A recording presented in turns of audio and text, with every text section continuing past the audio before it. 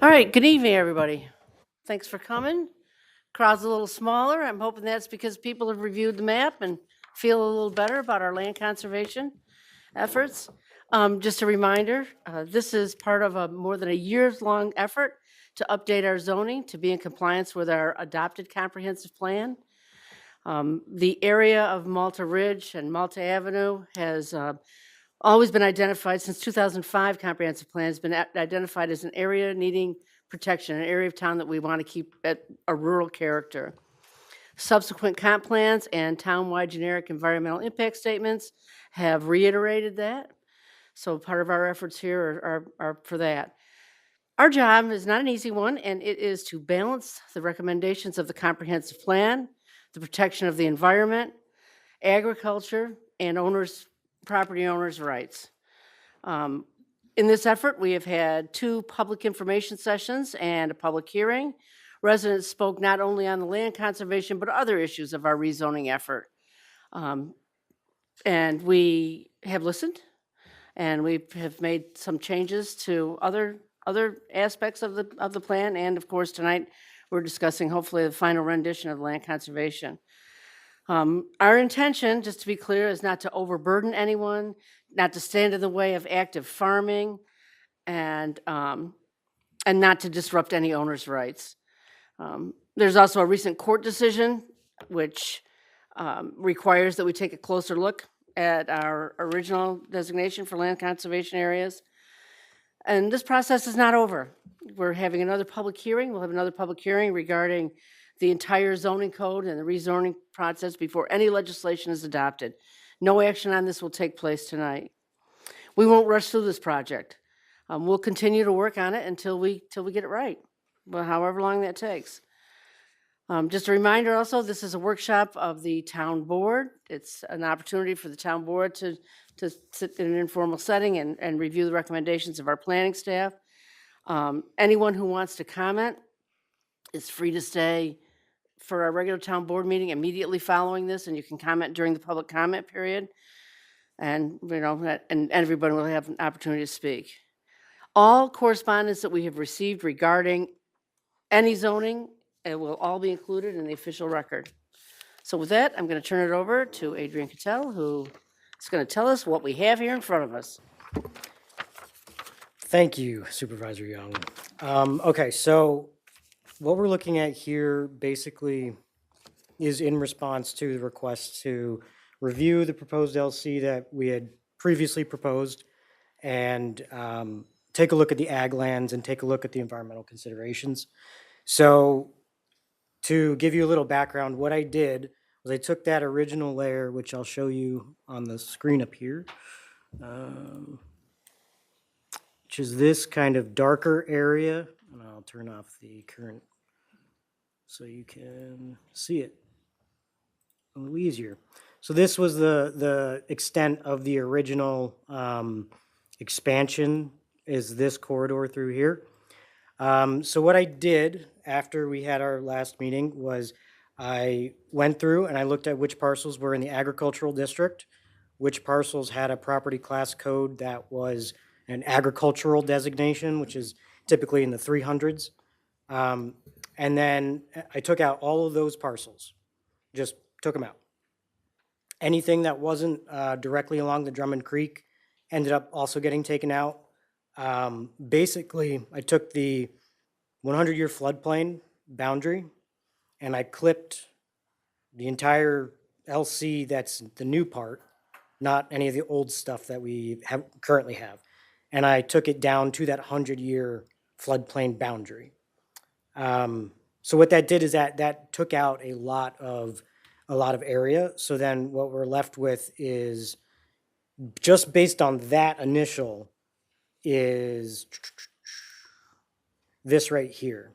So just to reiterate, you took out anything in the agricultural district, townwide, anything with an ag use, townwide, and anything outside the 100-year floodplain, or not contiguous with Drummond Creek and outside the 100-year floodplain. Okay. Right. Yep, the 100-year floodplain along, yeah. So that left this darker green that you'll see on the map up here. which also corresponds to scenario A on this map here. And so then I went and I kind of looked a little bit closer, right? Because we don't want to just, say, okay, this is great, whatever. And that's, by the way, the FEMA 100-year floodplain boundary. So then I went and I looked at the aerial imagery and just looked to see what are the uses on each of those parcels that are still in that dark green area. And so what I found was that we had a few parcels, we had actually 2 parcels that were partially still recommended based on that, just that scenario A, as land conservation, but they are farms. And it's harder to see on this small map on the reference map, but up here, it's this little bit right here of purple on the screen. And then if we go north, it's also this part here. And since those are farms, I suggested on this map as well that those also be pulled out.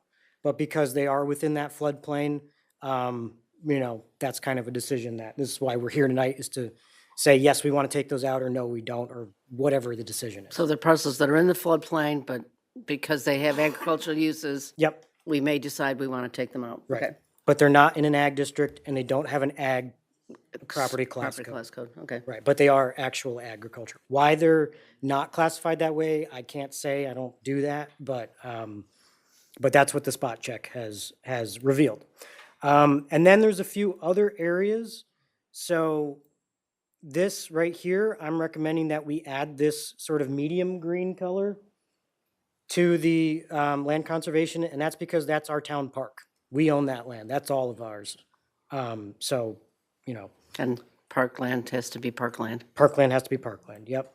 There's another one up here as well, which is here, and this is all Saratoga Plan. This is owned by Saratoga Plan, so this is already preserved. This just would, make it clear that that is preserved lands for the point of the land conservation, the same as rezoning our own park. The other area is kind of, so this is Route 9, right? Oh, my mouse is kind of sticky. So this is all HOA land for a subdivision that has not been built yet. So HOA land is classified as a park by property assessment codes, and nothing could be done with this land anyway. It's because it's HOA land, has to be conserved. So, and it's pretty wet. Like this is the Drummond Creek right here. And then there's only 2 other parcels, which is, this is actually a land hooked parcel, which means that it just, the property's interrupted by some right of way or something. And so the main part of the property is actually over here somewhere. I can't remember exactly which parcel it is. But it would just be rezoning to that basically property line, because this is already land conservation. This parcel is actually land conservation right now. We'd be adding this swath. And so adding this little chunk here and these little chunks, which are within that 300-foot Northway buffer, which is a town law, so you can't put a structure within 300 feet of that. We also have stream buffer laws. So this area is pretty wet, pretty constrained already. So it just kind of makes sense to rezone it that way. It's also vacant right now. So that's why I'm suggesting that. So that would correspond to scenario 2, which I'll show you here. Scenario 2 would just be, this is what it would look like if we just added and took out, or no, just added, but didn't take out those other parcels that I mentioned. It would look like this. If we go to scenario 3, or scenario C, sorry, we would be taking out those lands that I recommended for scenario C, adding in the lands that I recommended, and then also adding in the, Yeah, let's go back. What are the 2 lighter green ones? yeah, so the lighter green areas are ones that we should talk about if we want to add them or not add them. The reason that I'm suggesting they be added is because they are significantly wet, They have wetlands on them. They are in the, well, partially at least in the floodplain. Also, if you notice here on this top one, if we rezone this green area right through here, The dark green? the dark green, yep, and we don't, and we just rezone that dark green. Yeah. We have effectively made this piece unusable unless some other action or variance or something happens. Where exactly is that? So this is, I'll zoom in. This is Silver Beach Road. Oh gosh, why is my mouse like this? So that's on the right side of Silver Beach going east, right? Yes, yep, that'd be the right side. So I'll can turn on the aerial photo image here and I'll take off this, take that off, and I will take that off. So this is Malta Ridge, this is the Malta Ridge That's Fire Fern Road, Department. yep. Yep, we have some homes along here. Right. And you can see this is the Drummond Creek. This is where all those wetlands and creek kind of converge. So the area that we're suggesting in this case is would be just to, And is that one single parcel? yep, And do we know who owns that single Yeah. parcel? I do not know who owns it, no. Is there any homes getting constructed down there No, in the foreseeable? no, we have nothing that I've heard about. And even if someone were to come in and propose it, because it is so wet back there, they would have to go through at least DEC, possibly Army Corps. So, Yeah, most likely both. yeah. Let's talk about the other one, light green. Yep, the other one is down here. You have a significant area of floodplain right here, and then this area is all wet. Let's turn this off so you can see where we're looking. So this is all marsh floodplain. This is all pretty much wet or steep slopes. I've personally walked back there when we were doing stormwater inspections. It is a wet area. And a lot of beavers. Potentially beavers, yeah. So that's the other side of 9P from Stony Point, correct? It's on the backside of Lakeview Landings. Yeah. Right. I believe this is Stony The Point. backside of Lakeview Landings, yeah. And this is Lakeview Landings, correct. And then, yeah, that's 9P down there. So yeah, So when you think about it, Lakeview Landings is kind of up on a the bluff. highland, yeah. So to get down to the lake, Yep. it's steep slopes. And you can ask anybody on America's Cup, their backyards just drop off. Yeah. So like that's where it all goes. Everything runs down here into this marshy area. So that's, and you'll see, like, you can see this is all connected through kind of like this darker. And that's because we have like we've got streams through here, and then we've got wetlands, floodplain. Drummond Creek cuts through this way, meets up with this stream, which is not, I could turn the stream layer on, but I didn't load it into this map. But there is a stream that comes in through here and joins with the Drummond, and then it just continues up this way. And then this is all that Saratoga Plan land here, just kind of giving you guys an overview. But yeah, so that's kind of the gist. Do you guys, do you want me to explain anything else? Do you have any other questions? I mean, from my perspective, and of course, I've probably had more opportunity to look at this than anybody else and talk one-on-one with Adrian. For sure, I'd like to take out those two parcels that you recommended we remove, for whatever reason, just because we're split zoning parcels, and so the two purple areas. I also am in favor of adding the town park and the Saratoga Plan. I mean, it just makes sense. I mean, why not? You can't build down there Right, anyways. so I think in my opinion, again, you know, I want to hear from everybody, it's the two other parcels that we really need to consider. The southernmost one, I don't see that ever being able to be developed.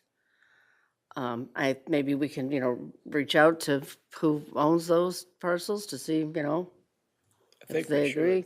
or disagree. So Yeah, one of them Behind Lakeview Landing? behind Lakeview Landing is right. And we don't know who owns the other northernmost one. I agree. As long as we have documented proof that we tried to reach out to whoever owns those parcels, we should try to contact them. If they reply or not, that's up to them, but we should at least reach out. So there's, oh, the lighter green up to the north by the pink is the Saratoga plan. Correct, yes, that's Saratoga Plan. Yeah. And while we're talking about Saratoga Plan, I just want to point out, as planners, we kind of looked at the Round Lake Preserve. These parcels all down here are owned by either us Right. or Saratoga Plan. That's the Round Lake Preserve for anybody that might be familiar with that. Yep. So you did look at those, and so that's another area that you're recommending that we Yeah, add back in? yeah, I think that would be, I mean, if we're rezoning one Saratoga Plan, that's full of wetlands. Might as well be consistent. It would make sense. But that's up for your decision. They're already conserved, but it would make it a lot cleaner, so we would know when we look at the map. Consistent. Yeah. Well, Yep.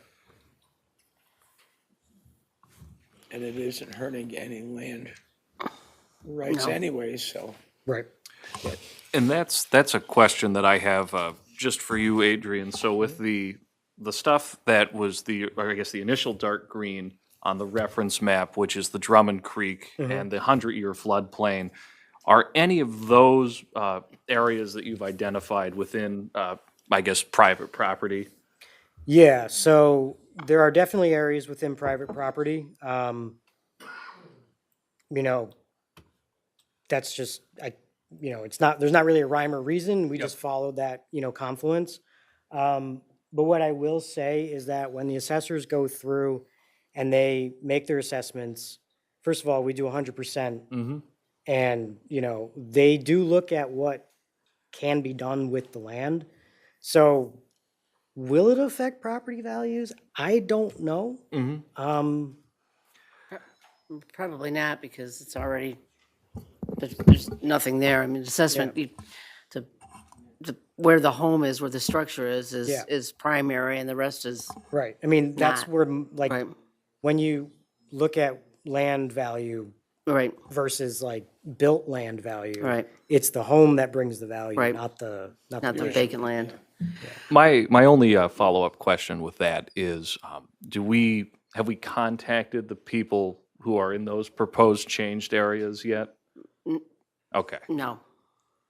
I think it might be a courtesy Well, to do that. And one thing that I've pointed out is, and Steve might be able to speak to this more, we've done our best over the past year and a half to get the word out. We don't have any legal obligation to notify everybody, and since this is a town-wide change in zoning, it would be notifying every resident. Not every parcel is actually rezoned, but we've changed significant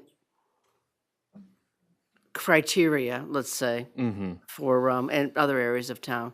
Again, like I said, this is a town-wide rezoning effort to update our zoning code, and there are a lot of changes in other areas, and uses and dimensions, and, some changes in actual zoning for other areas of town.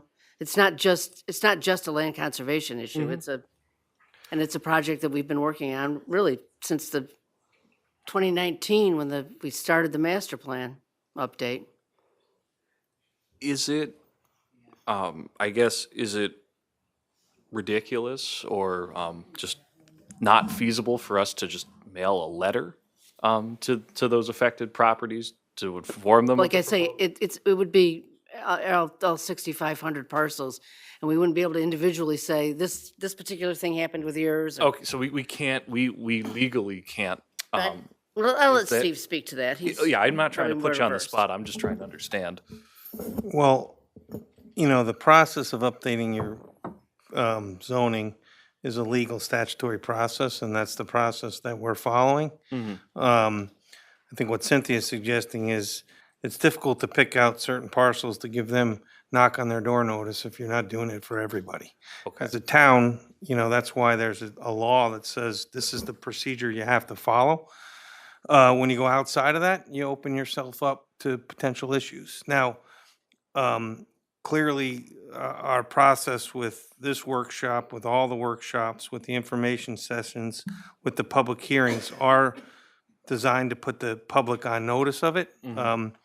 If you choose to, I'm not saying it doesn't seem like an easy solution, just send these 10 people a letter that says your property could be impacted. But if you miss one and you sent it to 10 and you miss one, you're opening yourself up to a problem. So my recommendation is to follow what the town law and what our local code requires us to do. And that's the process that we've been following throughout this procedure, and not make particular decisions for individual lot owners. This is a zoning, it's not about particular owners. We're trying to keep a standard. That's why we've used the FEMA 100-year floodplain, for example, because that's a definable and ascertainable standard that's federally produced, scientifically delineated, and publicly available. So we're not trying to deviate too far from the accepted practices. So my only point to the board was, if you're going to do that, you really better make sure you're getting every single potentially affected parcel. Thank you for that. That's really insightful. I appreciate that. Thank you.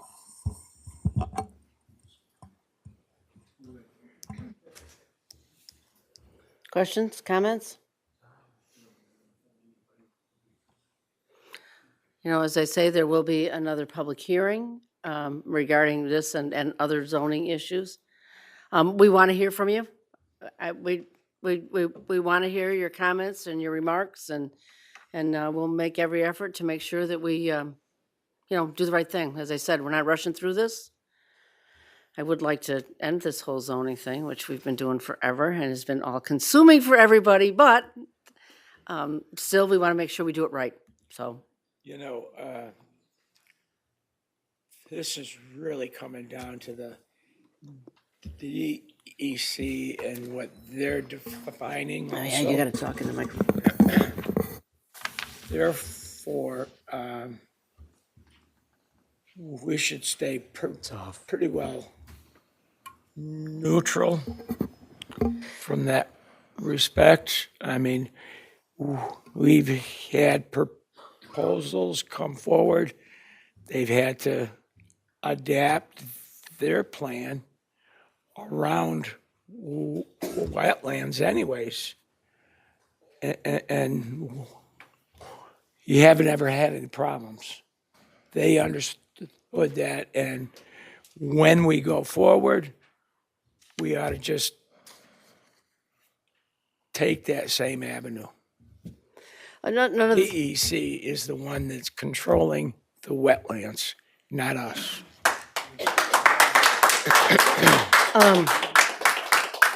another thing to note about the floodplain is these maps were developed using 2025, the draft FEMA floodplains, because they were kind of in the final stages of it, and then FEMA basically shut down. So it's been maps that have been in development for a couple of years, and we have the maps available, and they were being under review. I think we had the final review session of them, and they should be accepted. So if you're looking at maps that are posted online or whatever, flood maps, they're from 1995, and as I say, these are developed using newer floodplain maps. So these don't have wetlands in them. I mean, there might be wetlands within the floodplain, but this is not following the New York State, Right. any of their published map layers, because we took that out entirely because of the issues that they're going through right now with whatever's going on with those wetlands. And it's in court also, true? Right now? I A don't know. court overturned it, and I'm sure that it's going It's to be going to be litigation. appealed, yeah. Yeah. But so this does not rely on that. This relies on the FEMA federally established floodplain. And where is FEMA today? I mean, I've had friends that have gotten flooded out. And for what FEMA really does in the long run, a lot of them said, no, I want my property, I'll take care of it. Everybody here should think the same way. It's their ownership. They're responsible for it. Barb? Yeah, I just had a question. Do you have any estimate about when the next public hearing would be that people should be watching for? Is it going to be, 2 weeks, 2 months, 2 Well, years? it'll be a public hearing that hopefully it's not 2 years. Because we won't have any planning staff if this thing goes on too much longer. So people I should- don't, right, I don't really have any, I'm hoping that the public hearing will be at the meeting, at the end of May, our meeting, before our May agenda meeting. And the most efficient way for folks who don't know where to look, where should they But look? sign up for Notify Me on our website. Or download the new app, but we'll talk about that later. We're not doing notifications on the new app. We're not doing notifications yet on the new app, don't do that. Yeah. Sign up for Notify Me, just keep watch. We post every meeting on our board out there, so if there's a public hearing, there's always a news flash. We post them in the, they're always advertised in the newspaper. And like I say, I anticipate it being certainly no sooner than, because we can't do it sooner than that. Our May agenda meeting, which is May, a little earlier, because Memorial Day's earlier. I think it's May 18th. Because it'll be the Monday before Memorial Day. But we will set that public hearing, if we decide to move forward, we'll set that public hearing next week. So how would you like me to, because we have, areas here, you want me to take out the areas I've suggested taking out? You want me to add in the park and the planned lands? Yes. What does everybody else feel about the lighter green, Well, I would add in the southernmost lighter green, because I really honestly believe that's not even doable. So, The light light light green. so that's south one? of, that's, The Round Lake one? right, that's east of Lakeview Landings. And then, I don't know, I want to look some more into the other one. That one becomes landlocked, Yep, where the cursor is? yep. This whole back, by rezoning this part land conservation, you make All of that makes this. that landlocked. Right. The only way to access it would be as if they bought land, did a land lot line adjustment. But there's also kind of thing. significant road frontage on, is Yeah. that Multi-Avenue Extension, Silver Yep. Beach? This is also all part of that property as Right. well. So this whole section up there. Right, like I say, I want to know some more about that one before we make a decision on that. That's the road is Silver Beach. No, southern side of Silver Beach. Yeah. which is pretty wet down in there. Yep. I do agree with Alex's point that everybody should be notified. That's the reason we're here and having these discussions that are going back and forth, because they weren't. And it's easy to say, go to the website. It's easy to say, listen to the news or come to a meeting, but they're not all going to come. And they're not all using the same media to get to us. And I understand Steve's point about if you miss one, then you could have a problem. So we make sure we don't miss one. And everybody gets notified. They all get tax bills. We know their addresses. We know who they are. There's no reason why they can't find out what's going on here, so they know whether or not they're included in the plan. They may show up alone after they find out they are or they Well, aren't. if we do that, we won't specifically be able to say what the changes to their particular property is. We would just have to notify them that there's a rezoning effort and ask questions, because everybody's rezoned differently. I mean, How about some not really. signage that's out there? Because when we went through and got water in a certain places in town, we notified every parcel. That's not a bad idea, And you know what, though? but it was A only, lot of people came back and said, I never got yeah. it. It wasn't the whole town, it was just the water district. But that's not a bad idea. 85. Try to maybe generate some signs to put around town, so. At least to direct them to something. I don't want to, you know, we have a 6 o'clock town board meeting, so I'm going to have to ask that we, 6 o'clock now. right, going to have to ask that we actually go into our regular meeting. You know, if we have to have another workshop to discuss this further, I think we can manage that too. So, And you guys wanted me to add those Round Lake parcels as well? yes, yes. What's the best way for the public to find these?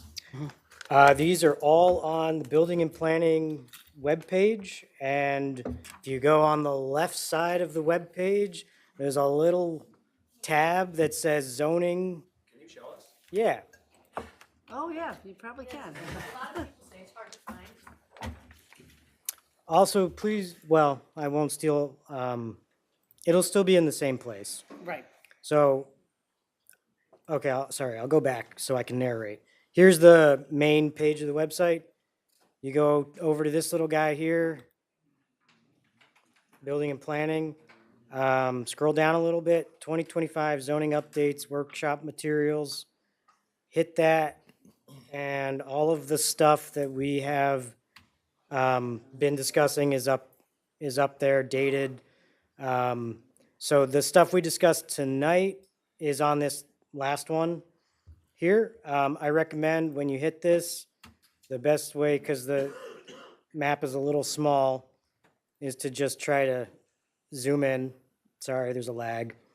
But if you zoom in, you can see the property lines a little better. And again, they're all referenced based on the scenario. This is the reference map with the lands coded based on here.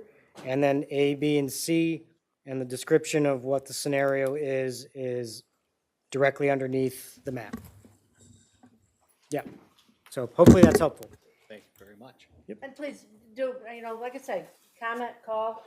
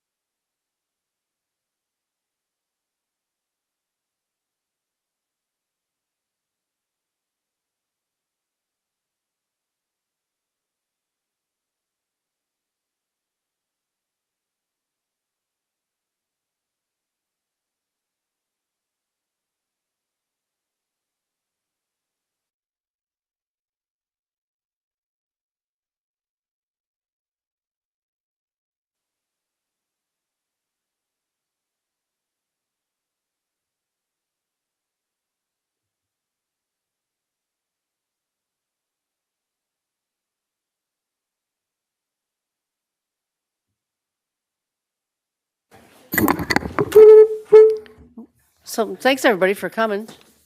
I think we're going to proceed now into our, once everybody gets situated, into our regular town board meeting. And we have a rather lengthy agenda, so we'll get started. I'll call this meeting to order. We will start with stand if you are able to salute the flag, and we'll have a moment of silence. I pledge allegiance to the flag of the United States of America and to the republic for which it stands, one nation, under God, indivisible, with liberty and justice for all.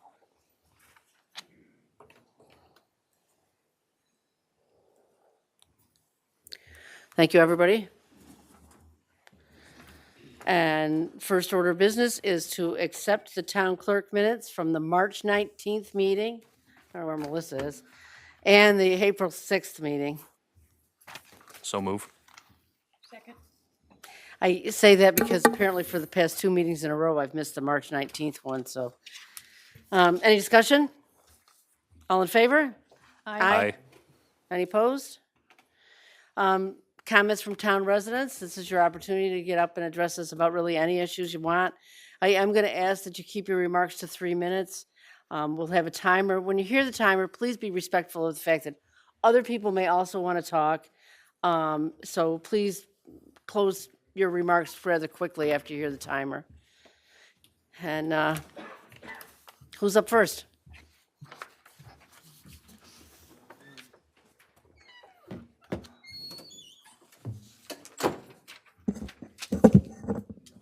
Can you hear me? Is that fine?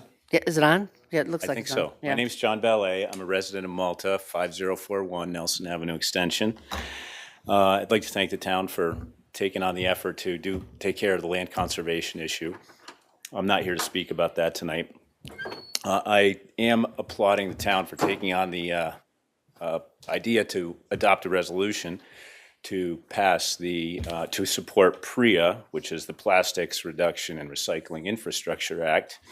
It is, last year, it passed by a majority in the Senate. It has a majority support in the Assembly. And this year, it still has majority support. 83% of New Yorkers support the bill. The bill is designed to reduce single-use plastics and put the responsibility of plastic waste on the manufacturers, specifically manufacturers that have more than $5 million in net sales. So we're talking about Kraft Foods, Kroger, Walmart. And I implore the board to take a strong step to support PREA. I talk about this in my course at Hudson Valley Community College through Boston Spa High School. And we talk about wanting to reduce plastic waste, but nobody actually does anything. We don't have the power to do anything. This bill gives us the power. It gives New York State the power to actually reduce single-use plastic waste so we can get our strawberries in materials that are like egg carton materials, so that those materials that come from Amazon are packaged in recyclable materials, not that plastic waste that we end up having to dispose of. So if we support the bill, we're supporting a measure that not only reduces plastic waste, but saves taxpayers money in the long run in disposal costs. So I hope that the town can support that, and I know you're going to have a discussion about it tonight. Thank you. Thank you, John. Anybody else? Oh. Right, like I say, 3 minutes. I think Melissa's timing, correct? Hi, board members. John Canny, Canny Law PLLC, representing a diverse group of landowners in town of Malta. Wanted to talk a little bit about the rezoning effort, specifically the new mapping that was done when we were here the last time a few weeks ago. I just want to reiterate, why are we doing this and why are we doing it now?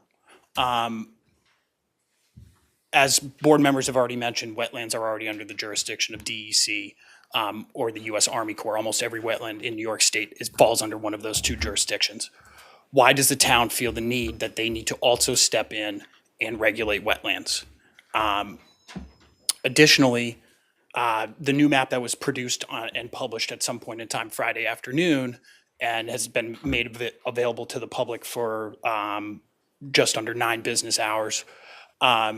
No, it was published Friday afternoon. So 9 business hours we have about. Oh, well, the law is 24 hours. We were well before that. Sure. But how the discussion of how this map has changed has not been provided until tonight. I have a lot of questions about that methodology. There was a methodology report issued for the prior map. Is that going to be updated? And how is that going to be updated? There were statements made tonight by Adrian, and I apologize, I didn't catch his last name, where he made statements about there are wetlands on that parcel. How did he come up to a determination that there are wetlands on that parcel? Because up until a couple of weeks ago, when the DEC law was overturned, the only person who could confirm that was DEC. So how does he know that it's a wetland and not just a wet area? Maybe it's seasonally wet, you're not sure. We need to understand how this map was produced. Additionally, this map that produced 4 versions of the same mapping of the town of Malta never once overlaid what was discussed at the prior meeting with what is being proposed now. you're not showing the work of what was taken in and what was taken out. Specifically, a big note, the mapping indicated, oh, we are now adding in this Malta reserve that wasn't in. It was on the prior map. It was in the prior map as already being in the land conservation district. So you can't take credit for something that was already given away. And again, the biggest piece to this puzzle, and that's going to affect a lot of the people here, is what happens with the text. You can't just amend the map and say that fixes the problem. You got to look at the issues that are contained in the text, that really things that aren't there. What happens to split zone lots? What happens when a lot is zoned partially LC and partially not? Is the whole parcel deemed to be LC? Your code doesn't confront it, your current code, nor any of the changes that are being submitted. What about grandfathered uses within the LC? How are those going to be affected? When's the effective date? I'm going to have to ask you to wrap it up. I will. What about assessments? How are taxes going to change? Are they going to increase? Are they going to decrease? The person who did the mapping says he has no idea. In one of the last comments that he responded to was that he was not sure where the line actually was. He wasn't sure where the FEMA line was that he's now revising to use in his methodology. Those things need to be known. They're going to affect not only the property owners, but the town itself. The town is going to lose money on taxes if you rezone too many parcels. How is that all going to work? Those are impacts. Those are significant impacts, and they need to be addressed before this board makes Thank any you. decisions. Thank you very much.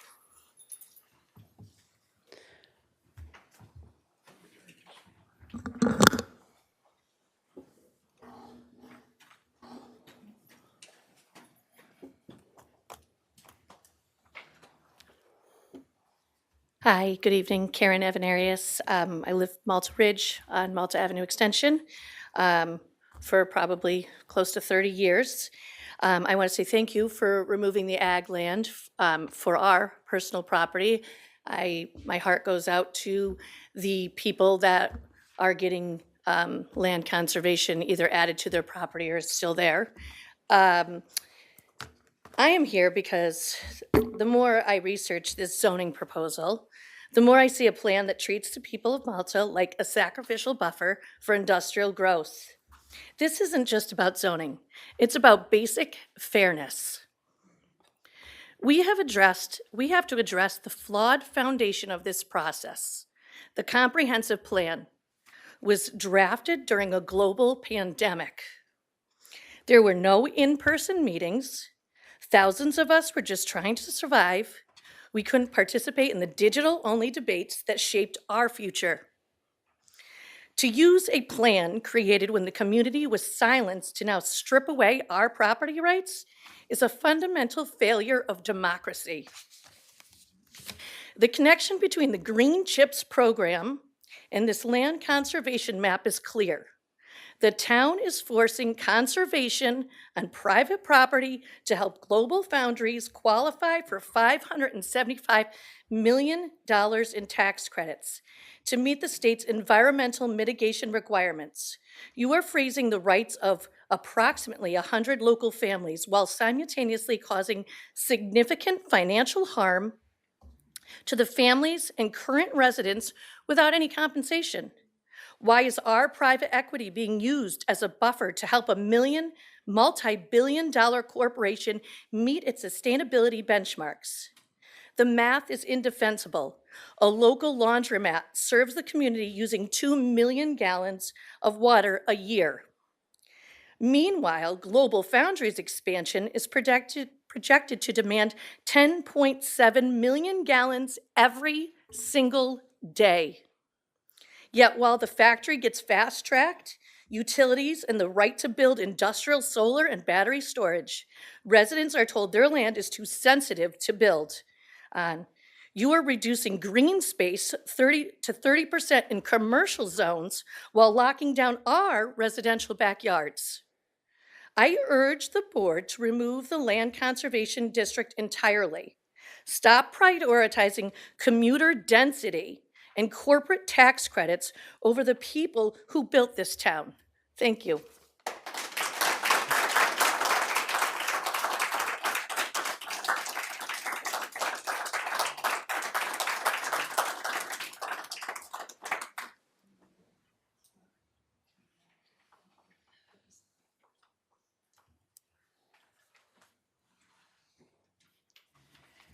Good evening. My name is Lori Sparks, and my family has owned our property on 853 Malta Avenue Extension for over 40 years. Over these decades, we've maintained the land, including planting trees and preserving its natural features, while continuing residential use and maintaining its potential for agriculture. Our property directly abuts active farmland, which is the parcel on the corner of Malta Avenue Extension and Nelson Avenue Extension. Together, these parcels function as part of a connected agricultural area. Our land could reasonably support future farming either independently or in coordination with the neighboring farm. Rezoning our property into land conservation is overly broad and unnecessary. It risks restricting agricultural flexibility, limiting reasonable land use, and reducing property value without providing protections that aren't already in place. We recognize that portions of these properties include wetlands and a stream corridor. However, those areas are already protected under New York State existing regulations. Applying land conservation to the parcels goes far beyond what is needed. Active agriculture already preserves open space and rural culture character. Policies should support and encourage farming, not introduce restrictions that may complicate or discourage it. As for our property, this type of rezoning would eliminate future options such as subdivisions, agricultural expansion, or transferring to a working farmer. These are important property rights. We respectfully ask the town to avoid applying blanket land conservation zoning to our property.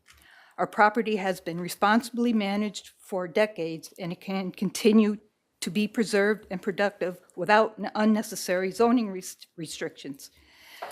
We would also like to know, as per our review of the proposed land conservation maps, why we couldn't get notification. The website isn't working with notification, and we basically learned about the workshop and the meeting via by mouth and social media. Thank you for your consideration and the opportunity to speak on this matter.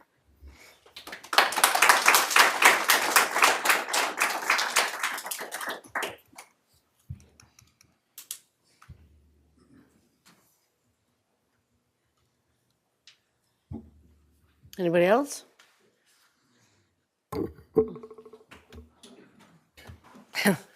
How you doing? My name is Carmine DiCrescenti. I reside at 6 Sophia Marie Lane. Respectfully, I don't think we would be here tonight if residents had been directly notified earlier in this process. There appears to be a general lack of understanding, myself included, and it seems many others in the room regarding how these zoning changes are unfolding and what they mean for our properties. I also have serious concerns about how potential land conservation designations could directly impact my property, and I do not feel that I have been provided sufficient information to fully understand those implications. Given that the town is able to successfully notify every property owner through tax assessments, it would seem both reasonable and appropriate to use that same method to ensure residents are fully informed about matters of this significance. Thank you very much.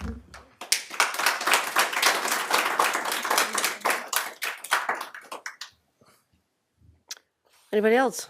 Oh. Just quickly, I know my issue is not nearly as tragic as theirs, and I am full support of all of you, just so you know. I'm the chicken lady. I am here again about the restriction of the chickens and properties. I know we've gone from 6, because you listened to me the first time, and then we're now up to 12 with no roosters. And I am respectfully asking that I understand you don't want the chickens in Luther Forest and all of that, and the people, fine, whatever. I did not join an HOA, and I bought my property so that I didn't have neighbors and I had enough property to do with what I want. I respectfully ask that you, when it comes to the chickens, if you make it, a quarter of acre, you can have so many, half acre, you can have so many, and then if you have an acre, you have all the chickens you want. I can tell you right now, there is nobody in my neighborhood that is bothered by my chickens, and they love it when I bring them eggs. So if you could just, we've moved the needle a little bit. If we could just move it a little further, I would appreciate that. Thank you.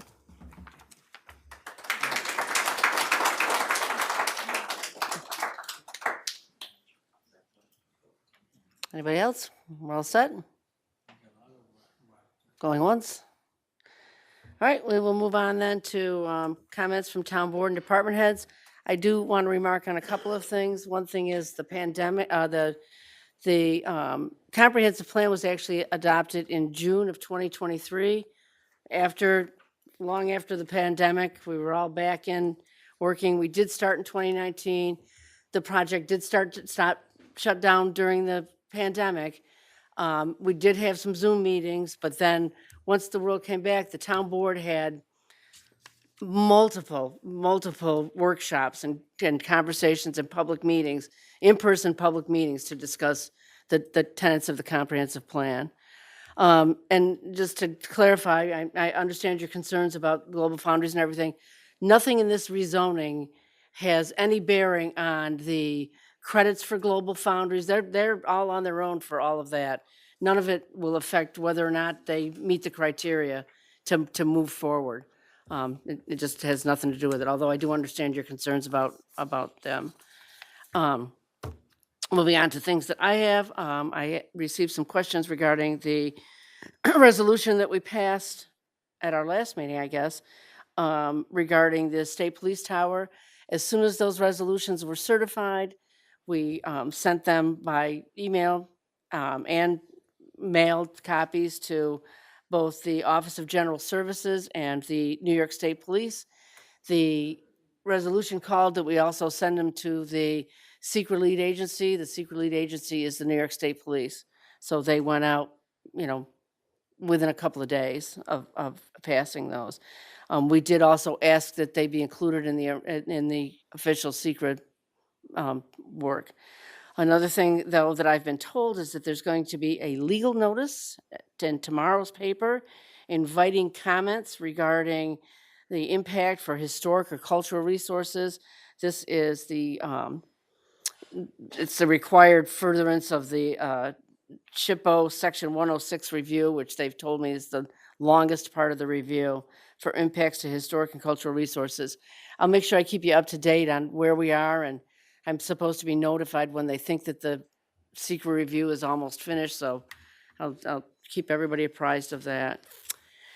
Another thing is the town clerk today issued a vendor permit for active pest control. If anyone comes to your door soliciting, you have the right to ask if they have a permit. If they don't have a permit and they're soliciting from anybody, please call the clerk's office and we'll, reach out to make sure they stop. You need an active vendor permit in order to knock on people's doors and try to sell them stuff in the town of Malta. Also, if any of these people are bothersome or forceful, or when you say no thanks, they don't just turn around and leave, again, call the clerk's office, because we also have the right to revoke those permits if we choose to. This past Saturday was the first of our 2 bulk drop-off days. Round 2 will be next week. Malta residents can bring unwanted items for disposal. There's a flyer where you can see what is acceptable and what isn't. The hours next Saturday are from 9 a.m. to 3 p.m. You can get rid of all your junk. This is some exciting news. We're going to be launching our redesigned website on Thursday. The website committee, Melissa Briggs and Adrian Cattell and Kristen Gottman, all worked very hard for the past year, basically, to create a website that's much more user-friendly and has an incredible amount of information. So hopefully all those complaints about not being able to find what you need, it should be a lot easier to find what you're looking for. But even more exciting is we now have an app. So we're unveiling our new app. It's called Go Malta. It's free. It's available for both Apple and Android users. You can download it from the App Store. It gives you full access to our website. It will be used in the future to send out notifications regarding events, if you choose to sign up for them, regarding events and local safety information as it becomes available. There'll be more to come, but that's just a little teaser. It'll be more widely circulated soon. For the Malta Water District number 1, which is the former Saratoga Water Services, there will be hydrant flushing from May 4th to May 15th, so be aware of that. Our parade, our Armed Services Parade, is on May 9th and Route 9 from the roundabout to Kramer Road will be closed? Huh? To the Ripe Tomato, oh, all the way up to 9P. So Route 9 will be closed. It's not a really long parade, but be prepared to wait for a parade. And while you're, why don't you just park and stop out and come and watch the parade? So there's that. Last, the town of Malta hosted our first ever shred event, and I think it was a success, but I'll let Jen give us, Jen Holmes, our town clerk, give us a. Let's see, we did hold our first free annual shred day on April 11th, which was a Saturday from 9 to 12. I'd like to thank Councilman Alex Friedman for volunteering. We had a Boston Spa Central School District volunteer named Elle McClellan.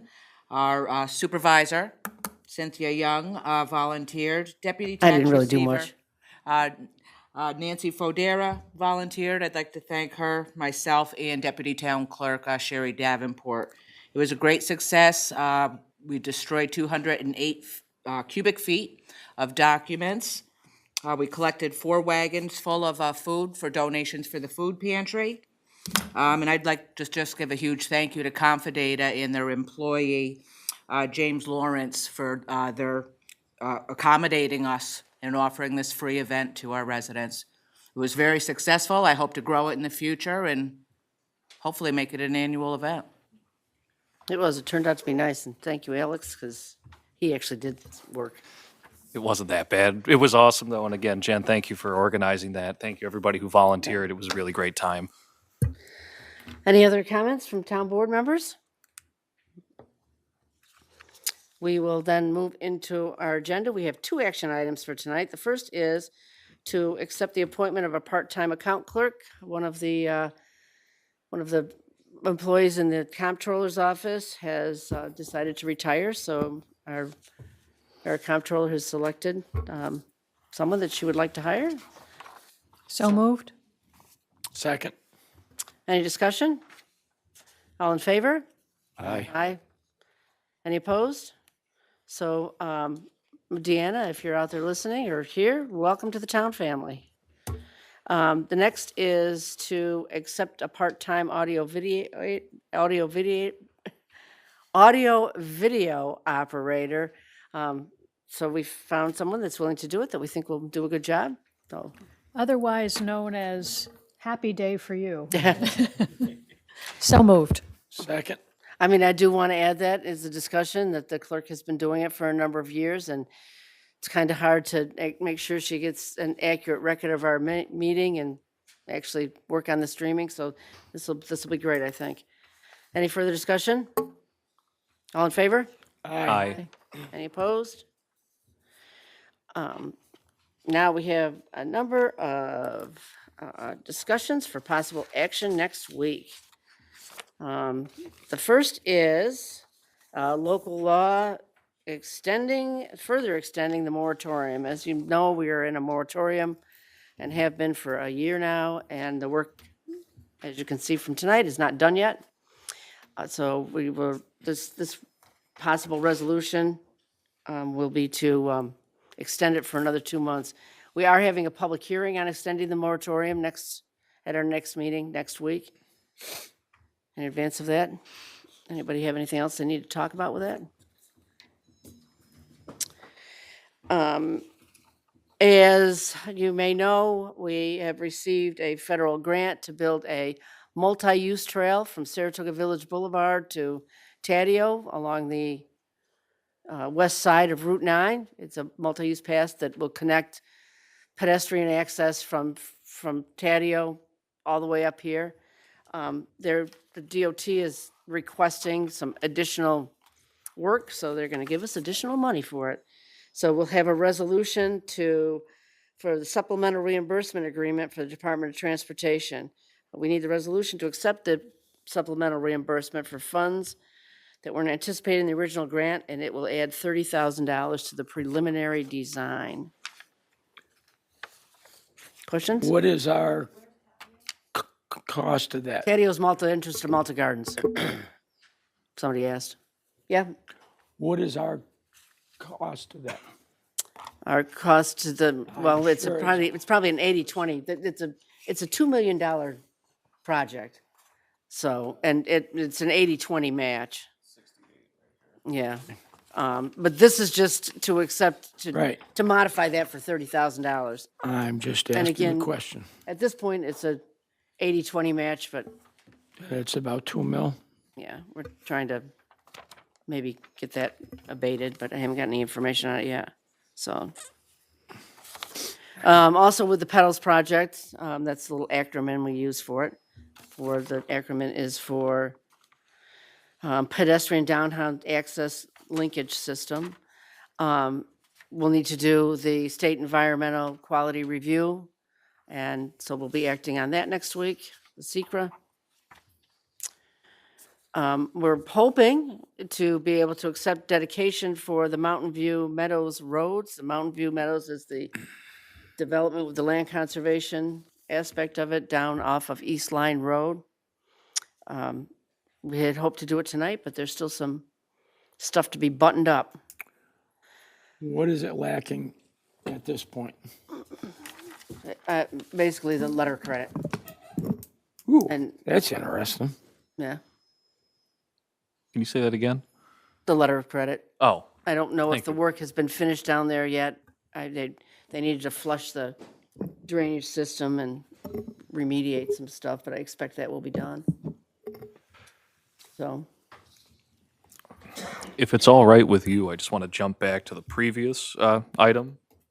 okay, This is just a general, I mean, this is an announcement obviously to the board and everybody here. Because it's a DOT project, DOT funds, federal funds. I'm not going to recuse myself, but I can't vote on it just by my own ethics, I guess, contract that I signed with the DOT. So that's I fine. can provide input and opinion, but I will not be Yeah. voting on that. That's okay. That's all. Anything else on the Mountain View roads? We today, in our 2026 budget, we appropriated funds to replace the roof on the old highway garage, or no, actually, that's an add-on, to Pellegrino's, which is a building that we own, and this building, we received 4 bids, and we're in the process of reviewing them, and so by next Monday, I'm hoping that we can afford the bid or award the bid. I know we can afford it. Award the bid and get moving on that, because these are in desperate need of looking at the replacement. So we'll have that. Any questions about that? How old are the roofs? Older than dirt. I have no idea how old the roof on this building is. That's not a good sign Yeah, then. I mean, part of this building is quite old. I will say, if you go out there and look when you leave, there's missing shingles. So, yeah, it's badly in need. There's actually a turkey baster up in the attic over my office. So, because one day everything started getting wet. Well, let's So we'll get this fixed. We'll get that taken care of.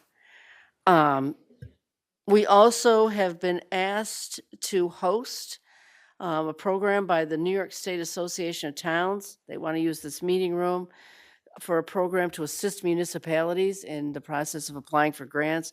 So I'm going to be asking the board if we can waive the fee for the use of this room, which I think it's $30, $20. It's not a huge impact to but I thought it would be a good program for, not only for our own benefit, but for, other municipalities. Any comments? I think that's a great idea. The Association to Town is a very helpful organization for local municipalities. There's no reason that we should not waive that fee. So now we're to the Packaging Reduction and Recycling Infrastructure Act. We had a presentation by Mr. Ballet a couple of meetings ago, and he, I think, made a very compelling reason why hopefully other states and the world will stop using so many plastics. Maybe we'll be getting our berries back in those little cardboard things again sometime. So, any comments? I want to know if, do you want us to try to draft a resolution to move forward with that? Well, and that's my question. I'm all in favor of reducing plastic packaging. I have no opposition to this as it stands. But my question is logistically, how do we endorse such a thing? We just pass a resolution encouraging the state legislature to support the bill. So it'd be like what we did for the cell tower. We just It mail them a letter. Yeah, I mean, we've done it differently for other stuff, but yeah, Okay. I mean, it doesn't necessarily have any legal force, but it puts our legislators on notice that we want to see this done, so. I don't know where it is, like in the assembly, has it come to the assembly floor again? Yes.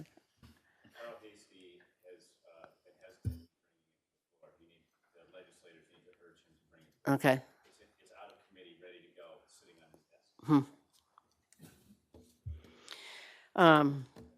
So I'm hearing that, yes, we want to try to, okay, we'll try to have something ready for next week with that.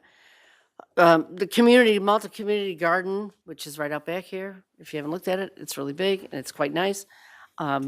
They basically have a committee and we periodically update their handbook. Basically, if you didn't get a chance to look through the updates, there's a summary of them. They're organizational and procedural changes that they're looking for. So I mean, I have no objection to any of the changes they want to make. They seem to run efficiently and they know what they need. Any comments about that? Have we ever gotten a, I guess, bureaucratic or political statement against how these are run? No. All right, then. No. I think they know what they're doing then. Everybody loves it. And the day the registration opens, there's a line out the door for people to come in and sign up for the community garden.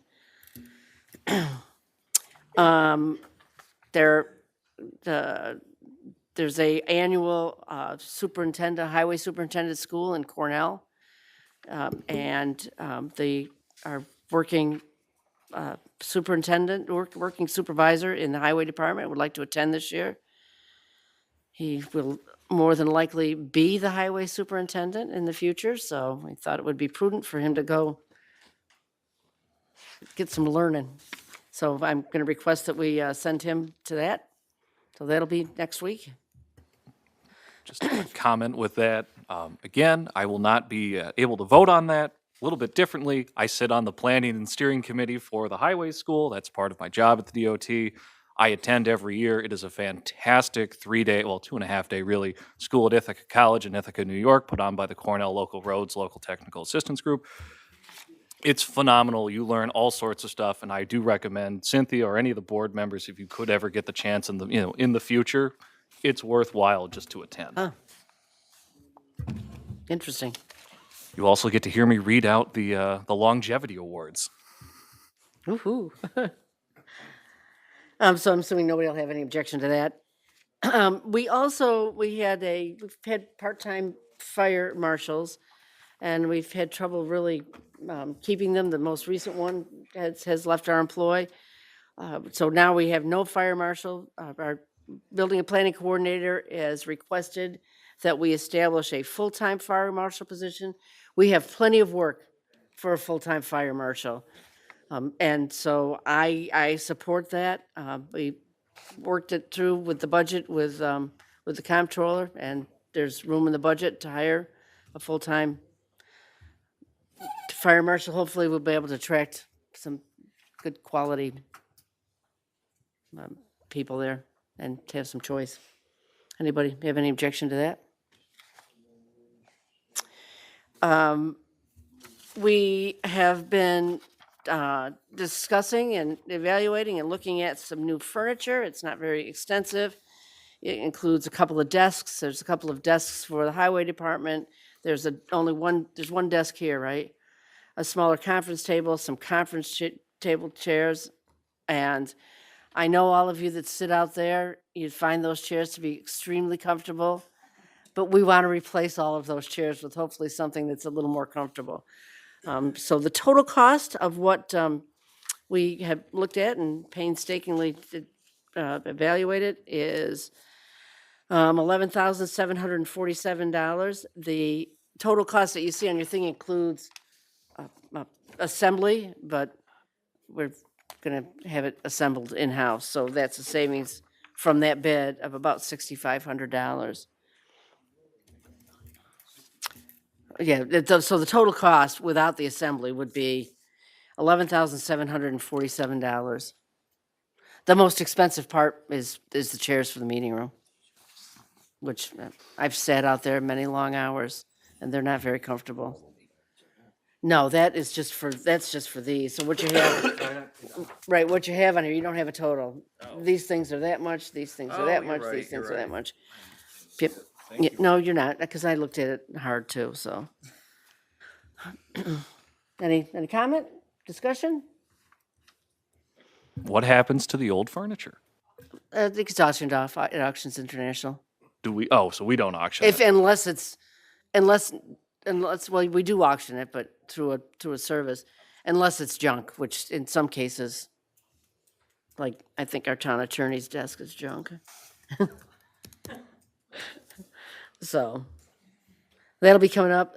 So another thing, is in our 2026 budget, we appropriated some money, not a whole lot, for an employee appreciation event. So we have been talking in-house about what we might want to do, and I'd like to suggest that we announce that for the day we have this, we have limited services in the afternoon. I would like to suggest that it be from 12 to 4. A picnic, an employee picnic in Shenandoah Creek Park.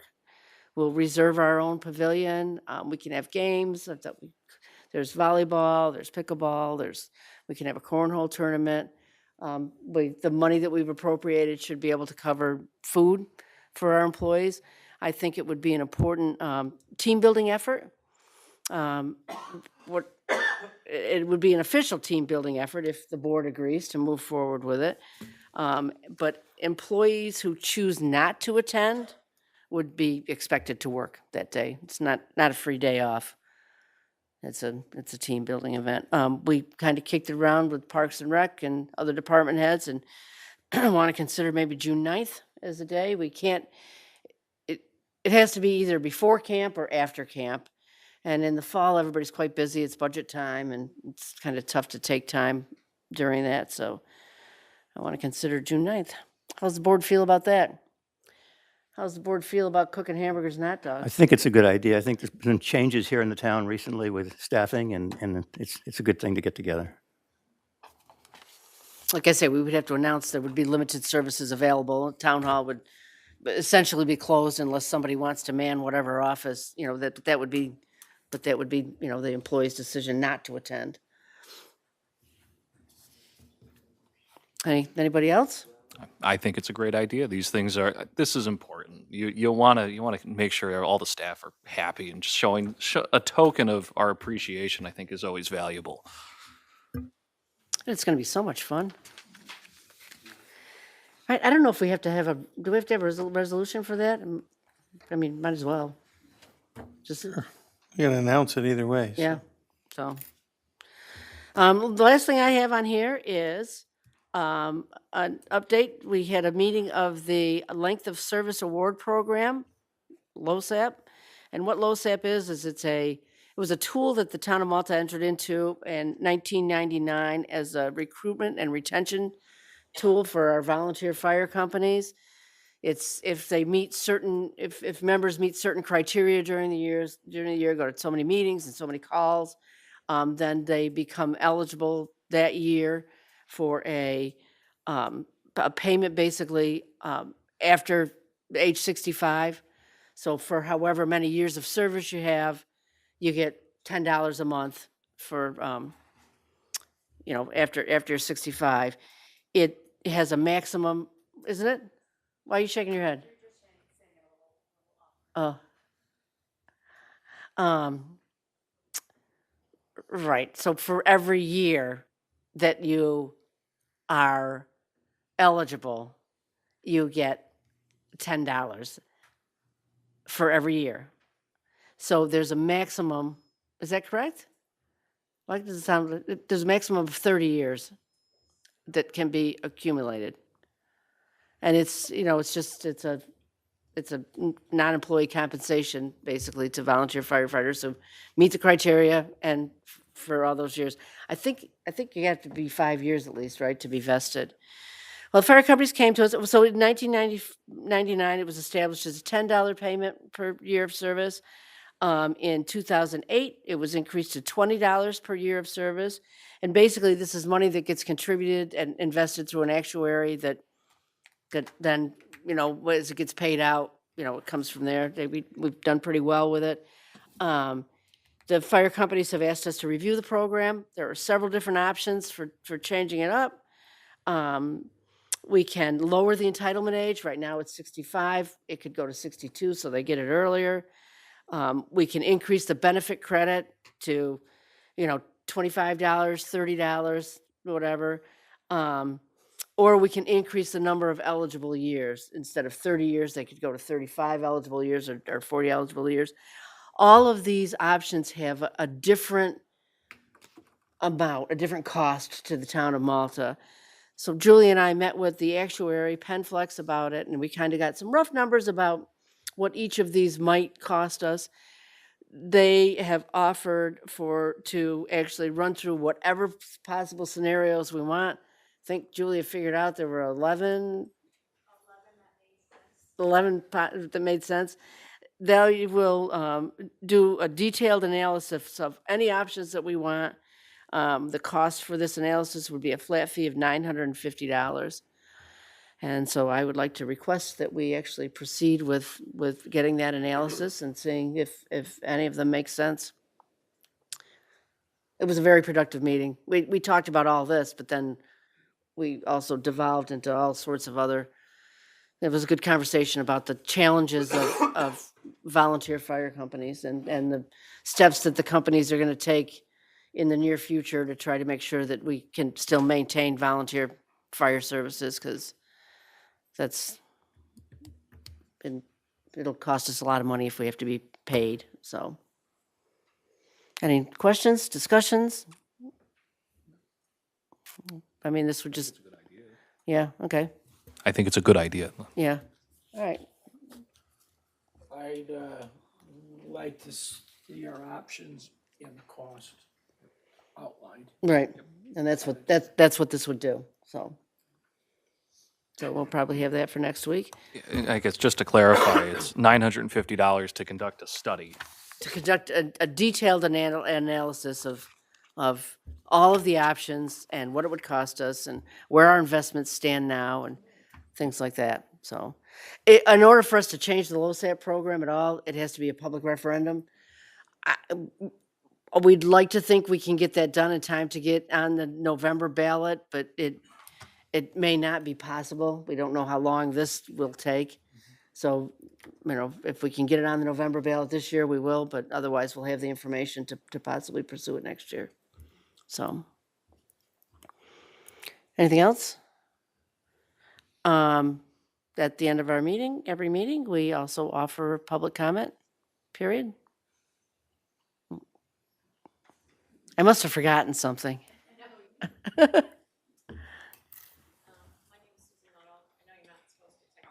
Questions, but maybe you could get back to me or something.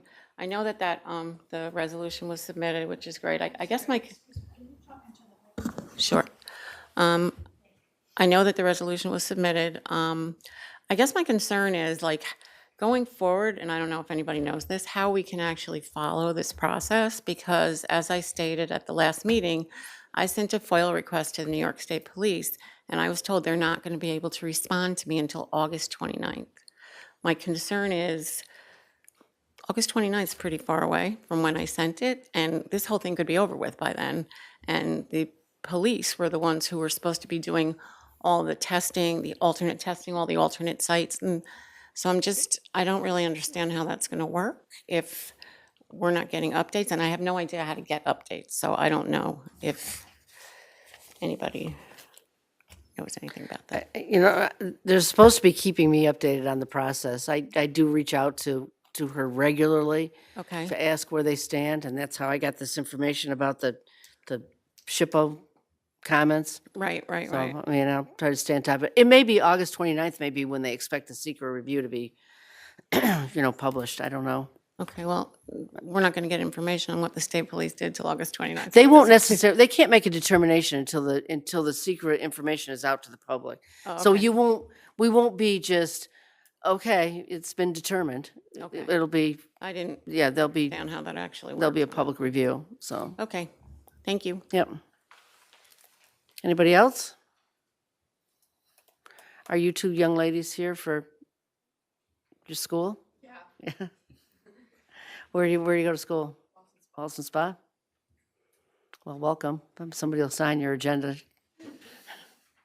Was it interesting? Anybody else have anything else?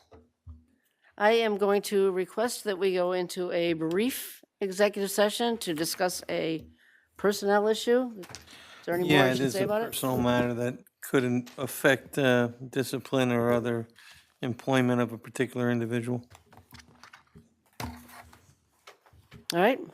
And we will not conduct any business. We need a motion and Oh, a a second. motion to enter into executive session? So move. Second? Second. All in And we will not come back into, we won't come back in and take any action, further action tonight, so. We need a vote. Oh, all in favor? Aye. Any opposed? Okay. Thank you all for coming.